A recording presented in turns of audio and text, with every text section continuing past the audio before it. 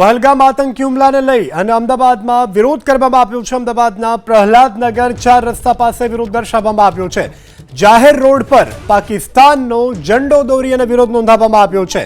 તો દેશભરમાં જ્યારે પહલગામ આતંકી હુમલાની ઘટનાને વખોડવામાં આવી રહી છે ત્યારે અમદાવાદમાં પ્રહલાદનગર 4 રસ્તા પાસે પાકિસ્તાનનો ફ્લેગ બનાવવામાં આવ્યો છે। પાકિસ્તાન મુર્દાબાદના નારા લખવામાં આવ્યા છે અને અહીંથી પસાર થઈ લોકો પાકિસ્તાનનો વિરોધ દર્શાવી રહ્યા છે।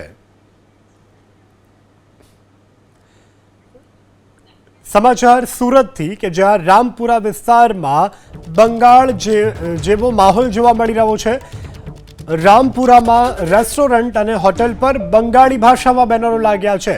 રામપુરામાં જ્યાં જુઓ ત્યાં બંગાળી ભાષામાં બેનરો અને હોર્ડિંગ્સ લાગ્યા છે। તો આ દ્રશ્યો બંગાળના નહીં પરંતુ સુરતના છે। સુરતનું આ વિસ્તાર કે જ્યાં બંગાળી ભાષામાં લાગ્યા છે પોસ્ટર્સ।